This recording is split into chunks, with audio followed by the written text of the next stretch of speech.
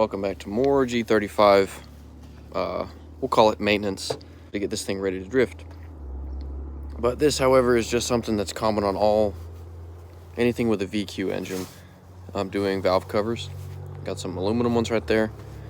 The ones factory are plastic, and they're really bad about leaking oil down into the spark plug tube, causing a misfire. This one is not doing that, luckily, but it's leaky. You can see most of this is where people have just poured oil and it's made a mess, but it is leaking down there, just making a mess. This side doesn't appear to be, but there's no point in replacing just one side. So first steps is pulling off the plenum intake and then the plenum, and then moving the harness out of the way, and it should be a couple hours and done.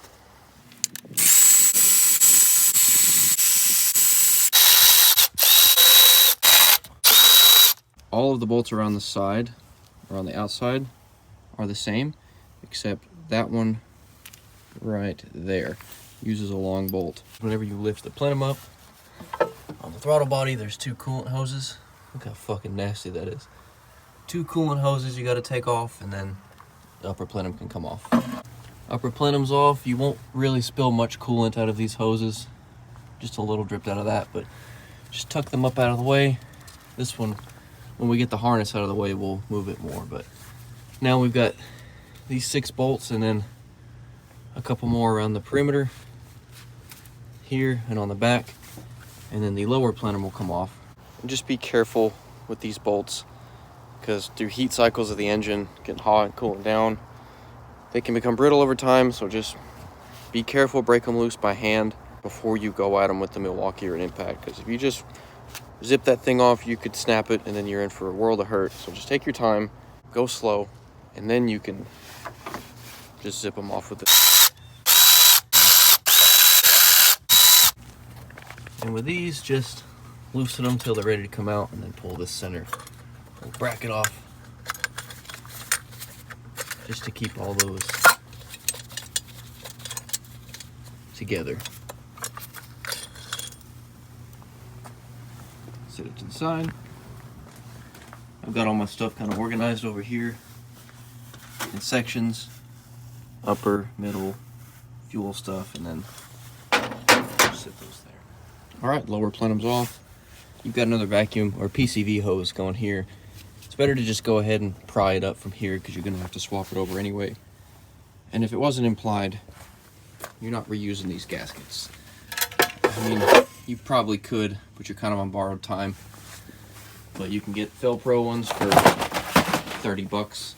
Comes with all of them, even a throttle body gasket. So never reuse cheap gaskets like that. So now we've got to pull. Someone's been in here. This is not factory, but you can see how much oil is everywhere. It's a mess. So we can pull the harness out of the way, kind of take it loose from some of these brackets over here, pull this engine harness over to the side, and then we can start loosening up our 10 mils to pull the valve covers off. Just get a clip tool or even a flathead, but a clip tool will work better. Just kind of go around and pop these loose from around the engine. That way you can get it loose and unplug the cam sensors in the back, just to pull the harness out of the way. So you don't really have to remove the whole harness, but it just makes it easier, and you're really going to want to get as much room as you can over here, because all this bracketry is kind of hard to move. It gets tight. So you want to remove as much of the harness as you can, unplug these front cam sensors and then the AC compressor and stuff too, just to lay the harness over this way to give you as much room as possible. From here, I could just pull the coil packs and then do this side easy, but you need to make room for both sides. And cover these runners with tape. I haven't done that yet, but before I start getting any deeper, I'm going to cover those holes up. So when you get the coil packs out, if your seals on the inside are bad, these will be wet, but these are actually good. This one actually had, this is from driver's side, has some moisture on it, so that seal was going bad. You see a little bit of gunk on there, so that one definitely need to change, and you can just visibly see that this side is way worse, the driver's side. The coolant drips are from the throttle body hose, but yeah. I got all the bolts loosened. Now I'm just gonna run around with the electric ratchet, get them loose, and pull these off. Actually, this one was stripped, so definitely not sealing right. I got the valve cover off the leaky side and found a good reason why it was leaking. This front bolt is broke off in the threads, so it wasn't tight, and you can clearly see where it was leaking here and here. I cleaned it off since then, but the inside of the motor looks very good. No real signs of excessive like length between oil changes or anything. Everything looks clean. Nothing's all gunky or brown, so that's good. I mean, it's 165,000 miles, so it's not terrible. But I think somebody has either replaced these valve covers before and then they broke that one and didn't replace it, because the other side is not leaking. And there was tape on a couple of the bolts where they like taped it in a socket. So luckily I'm putting these metal ones on. Let me flip the camera. Yeah, luckily I'm putting these aluminum ones on so they will not fail again. These are from, I actually got these on Amazon, like 150 bucks. But there's a video on here if you just search for VQ valve covers. They compared them to the brand that Injuku sells. I can't remember the name. Concept Z Performance or something. And even down to the casting marks and little imperfections in them they're the exact same valve cover for half the price. They just strip the red paint off of theirs and paint them black. But I've seen people that have them and they've taken the bolts out and stuff they come with, and there's red powder coat underneath it. So these are good. They have great reviews and they're aluminum, so replace the plastic one. But yeah, so now I need to drill this out, rethread it, and throw a helicoil in it. Luckily I have spares from the 240. It had some broken valve cover bolts too, so that I understand. It's an old car, but this one is not that old. But some people are just careless when it comes to mechanic work, and it shows sometimes for sure. So yeah, we'll drill that out, helicoil it, and start the reassembly process. This is a super easy process. Make sure you tuck the rag down in here real good, or clean it off and do some tape. I don't have any tape here, so I'm just sticking the rag down in here, creating a little wall, and covering back here too, because when you start to drill, those little shavings can fly out. So I'm going to cover the rest with some shop towels too, and take a 1/4 inch drill bit, drill that out, thread it with this tap, and then thread our helicoils in. They're M6. Luckily, most Japanese car 10 mils are M6, so it's nice to keep a pack of these on hand. I had to use 2 on my 240, so I got some extras. Just take a little WD-40, put it in the hole. I prefer this to PB Blaster. It just makes for a better lubricant. A couple drops in there. Any overflow will get absorbed into the towel. And then take your 1/4 inch drill bit. Just drill it out slowly, take your time. Don't rush it. And just make sure you keep this straight. If you don't, your hole's gonna be wonky and your bolt's not gonna line up. So when you do it, just make sure you take it easy, take your time, and just don't rush it.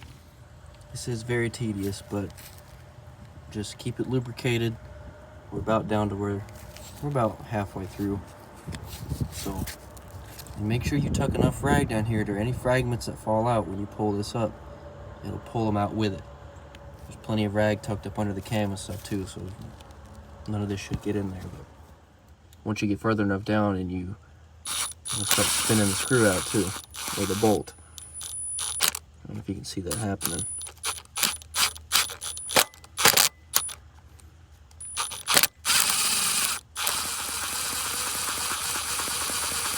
And you can grab it and finish pulling it out the rest of the way, and your drilling will be easier. So yeah, once you push through enough, you can grab the piece of the bolt, if you're lucky, pull it out the other side. It's not every instance that happens. Oops. But then you just clean up everything, drill it the rest of the way through, and we'll tap it. Now this is the part that's even more tedious, is threading the hole. Keep it lubricated. Don't rush it, because if you break this in there, then you're literally just starting over again, and you have to keep going up in size. So you just want to take your time, thread it a little bit at a time. It's aluminum, so once it bites, just keep it straight. Just slowly thread it. We're threading it a little bigger so the helicoil can thread in. And then we'll insert it, and then we'll have threads again.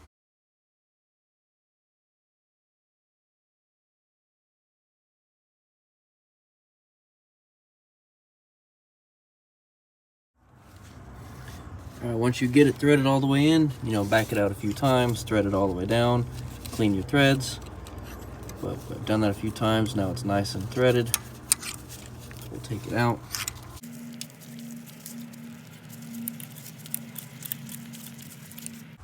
And we have a threaded hole. Get this stuff out of the way.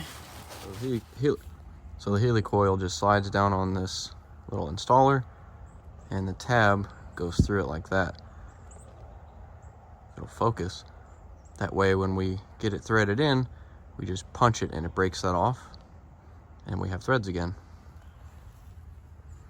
There's many tools to use to do this. This is just a Duralast from AutoZone that I got, but it works. You can just take this and thread it in.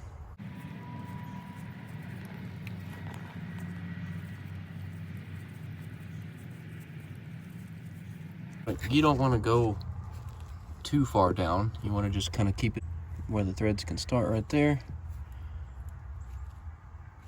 And then what happens is basically a spring.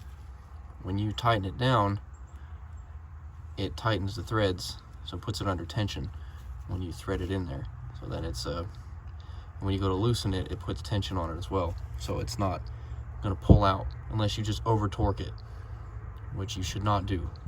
Anything aluminum, it doesn't take much torque at all. Those threads are far enough down in there. We'll pop this down like this. So yeah, you just tap it a few times till it breaks that tab off, and you have a brand new M6 threaded hole. Perfect. A little demonstration real quick. Let me grab a valve cover bolt. I had one right here. Oh, and these valve covers come with brand new hardware, which is nice. You don't have to reuse the old crusty shit, but if I chose correctly, it should thread right in. Perfect. Now we're ready to go. Minor hiccup in the process, but it'll be okay. Hardest part was taking everything off. All right, all the mating surfaces is clean. You need to put a little bit of RTV from here, fill in this crack, and then up here to about where the first curve is on both sides of the, only on the front. You don't need it on the rear, but on the front where this meets. A little bit of RTV from here and here. And then valve cover's ready to go back on. We got the RTV in the corners on both sides. Can't really see this side too well. So we're about ready to put the valve cover on, but first, the good thing about these is the spark plug tube gaskets are serviceable. So you can pull these bolts out and replace these in the future if you need to. But we're gonna pull these off and put a little blue Loctite on them. That way we can take it off. We don't want to use red because we might not be able to get them off again if we need to service these. I'm really glad I took these off to Loctite them because they seem to have some kind of thread locker on them, but some came out super easy. Some were a little stiff, so I'd rather just take them all out, a little bit of blue Loctite, put them all back on, and be a little peace of mind. So if something messes up and one of these loosens up and falls in the engine, it's my fault, and I'm not left to second guess anything. It won't happen. It shouldn't happen. So now I'm gonna pull the gasket up, put a little bit of RTV in some of the corners just to hold the gasket down, and then put it back on the car. I knew buying this Matco beanie with a built-in headlamp would come in handy. It's getting a little chilly and I'm losing a little daylight, but I got this side done. This side's loose. I just got to pull it off and then repeat the process and put everything back together. It does look super sick though, having the red. I mean, the rest of the engine bay is dirty, and most of it gets covered by the plenum anyhow, so at least it's peace of mind that I know it's fixed. So it's gotten dark, and I'm just buttoning this thing up. Didn't film much of the other side, but it went on pretty smooth, pretty straightforward. Just getting to that back corner was kind of a pain. Got the lower plenum on, everything torqued down, just snug. You don't want to go too crazy. New plenum gasket, and then the new gasket between the plenum and the runners. New gasket here. Everything's tightened down. Just gonna put the upper plenum on, reconnect the two coolant lines, plug the throttle body up, and it should be good to go. Put the intake back on, it'll be good. We have transported to the shop that I work at. It's a couple days later. It just got too cold that night. I didn't want to wrap it up in the dark, so got everything put back together, everything installed. The RTVs had time to sit and dry because I couldn't drive it that night anyway, but everything is good. No leaks, and unfortunately, the valve covers kind of get hidden under all this junk. But yeah, they're on. They look good. Everything went smooth. No issues other than, you know, the broken bolt and that side just being a pain in the butt. But you get the harness moved out of the way enough, it's pretty simple, but everything's good. That's wrapped up. And the reason it's up here now is I'm putting I got a Koyo, new radiator hoses, and a new coolant bleeder valve. But that's gonna be a separate video. I'm just closing up this one, segueing into the next video, which is cooling mods to get rid of the stock one because it's leaking. But yep, that's it for the valve covers. It wasn't a super in-depth install. I just kind of wanted to cover the process. If someone finds it useful, that's awesome, because I know I watched a couple videos before I did this and it helps. There's a bunch already, so I'm not breaking any ground or doing anything super unique, but it's pretty cool.